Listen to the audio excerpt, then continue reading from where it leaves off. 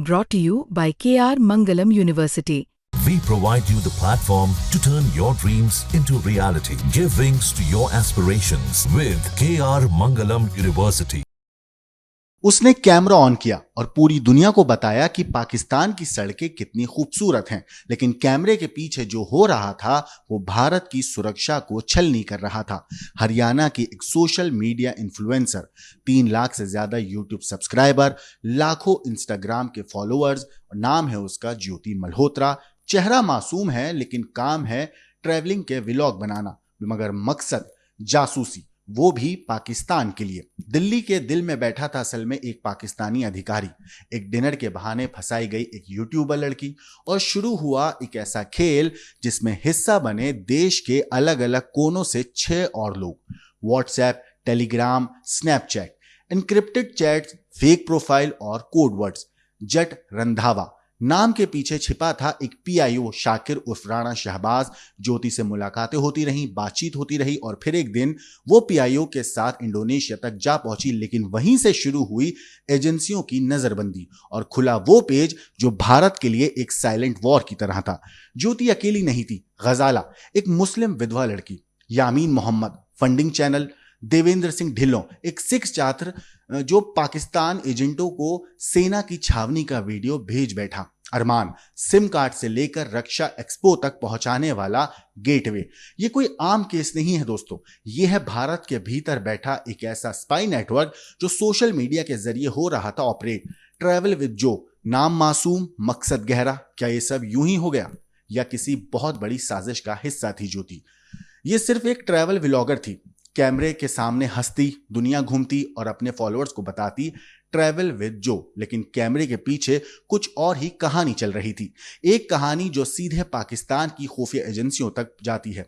हरियाणा की यूट्यूबर ज्योति मल्होत्रा, एक चमकता नाम, 3.77 lakh YouTube subscriber, 1.32 lakh Instagram followers, जिसे लोग ट्रैवल क्वीन मानते थे। उसी पर अब देशद्रोह और जासूसी का गंभीर आरोप है और शक की सुई रुकी पाकिस्तान उच्चायोग के उस शख्स पर जो भारत में बैठकर हिंदुस्तान की नींव हिला रहा था।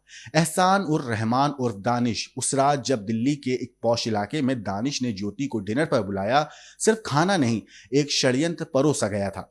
डिनर के बाद बातचीत हुई, फिर रिकॉर्डिंग और फिर हुआ कुछ ऐसा जो भारत की सुरक्षा एजेंसियों की नींद उड़ा ले गया। ज्योति की मुलाकात हुई पीआईओ शाकिर उर्फ राणा शहबाज से। व्हाट्सएप, टेलीग्राम, स्नैपचैट जैसे एनक्रिप्टेड ऐप्स पर बातों का सिलसिला शुरू होता है, पर बातों तक सीमित नहीं रहा ये रिश्ता।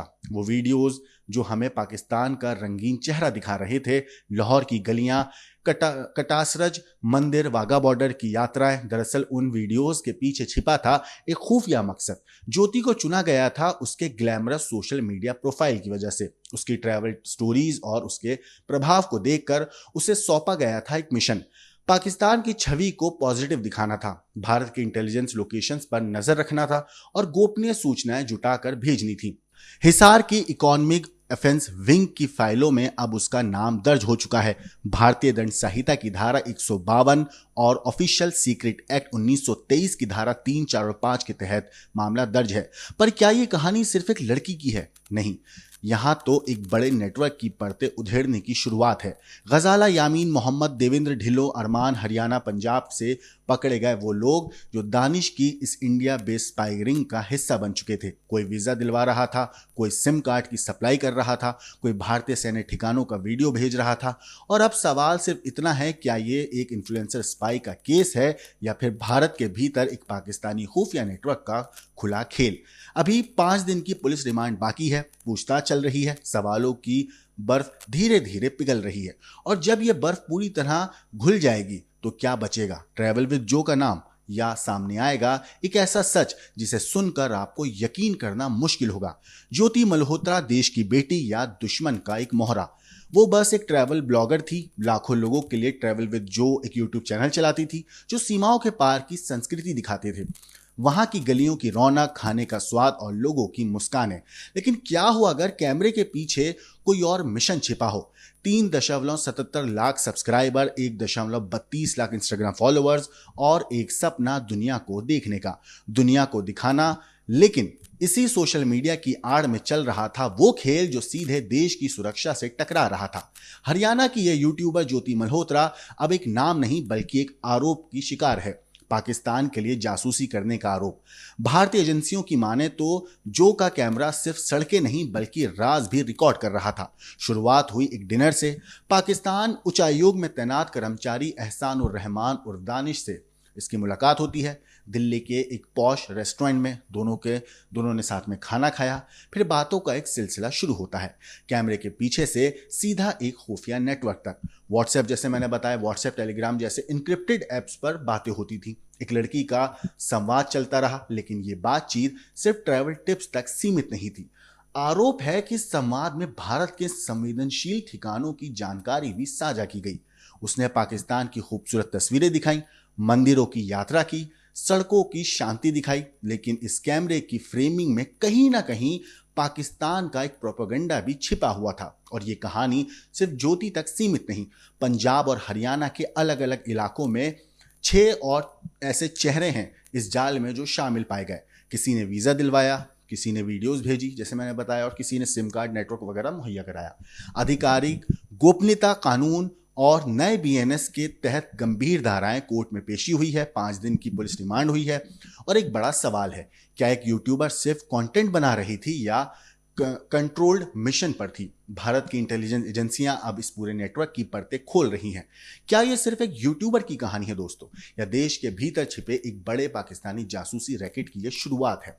ट्रैवल विद जो या ट्रेटर विद जो, कौन है लड़की, कैसे बनी देश की दुश्मन?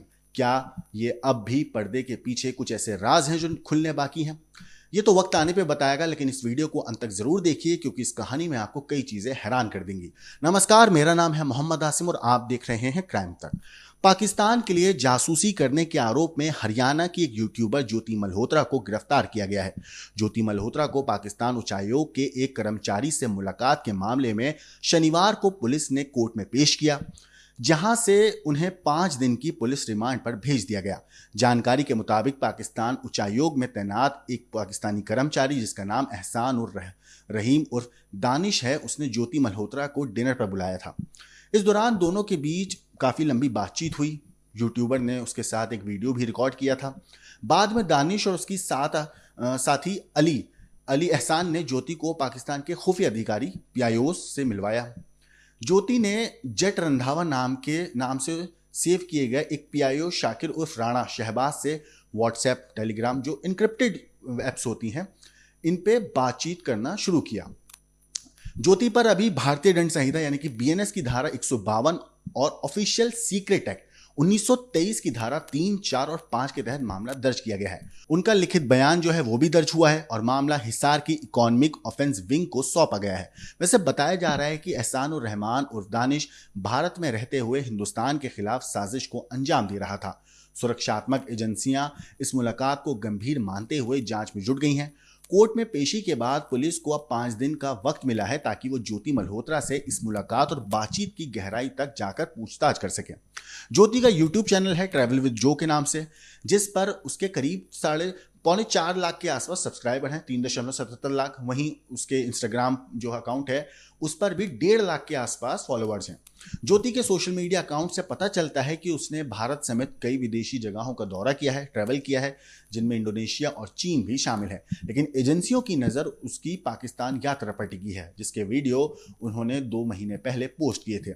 इन वीडियोस में ज्योति को अटारी वाघा बॉर्डर पार करते हुए, लाहौर के अनारकली बाजार में घूमते हुए, बस यात्रा करते हुए और पाकिस्तान के सबसे बड़े हिंदू मंदिर कटास राज मंदिर का दौरा करते हुए देखा जा सकता है। 5 एजेंसियों का मानना है कि ज्योति मल्होत्रा को विदेशी एजेंट ने अपने प्रभावशाली सोशल मीडिया प्रोफाइल की वजह से चुना और उनसे पाकिस्तान की छवि को सकारात्मक, पॉजिटिव दिखाने वाले वीडियोस बनवाए गए। ज्योति मल्होत्रा को 6 अन्य लोगों के साथ गिरफ्तार किया गया है, जैसा मैंने आपको बताया, जिन पर संवेदनशील जानकारी पाकिस्तानी एजेंटों से साझा करने का आरोप है। फिलहाल पुलिस मामले की गहन जांच कर रही है। जांचकर्ताओं ने इस मामले पर कहा है कि कमीशन एजेंटों के माध्यम से वीजा प्राप्त करने के बाद मल्होत्रा ने 2023 में पाकिस्तान की एक दौरा किया था, ट्रैवल किया था। अपनी यात्रा के दौरान वो एहसानुर रहमान उर्फ दानिश नाम के एक अधिकारी के संपर्क में आई थी, जो नई दिल्ली में पाकिस्तान उच्चायोग में तैनात था, यानी कि पाकिस्तान हाई कमीशन में। जल्द ही उनके बीच एक अच्छी संबंध बन गए और एहसान ने उसे पाकिस्तान में खुफिया अधिकारियों से मिलवाया। इस महीने की शुरुआत में एहसान को एक अवंचित व्यक्ति घोषित कर दिया गया था और 13 मई 2025 को निष्कासित कर दिया गया था। जासूसी की गतिविधियां क्या थी, अब वो भी अगर मैं आपको बताऊं तो सोशल मीडिया के जरिए पाकिस्तान की एक पॉजिटिव छवि दिखाने का काम जो है ज्योति को सौंपा गया था। एक पीआईओ से नजदीकी संबंध बनाए और हाल में ही इंडोनेशिया के बाली तक की यात्रा हुई। भारतीय ठिकानों की संवेदनशील जो सीक्रेट जानकारी थी वो साझा की गई और दिल्ली में रहते हुए दानिश के संपर्क में बनी रही। सोशल मीडिया प्रभाव का इस्तेमाल खुफिया और प्रोपेगेंडा कार्यों में किया गया।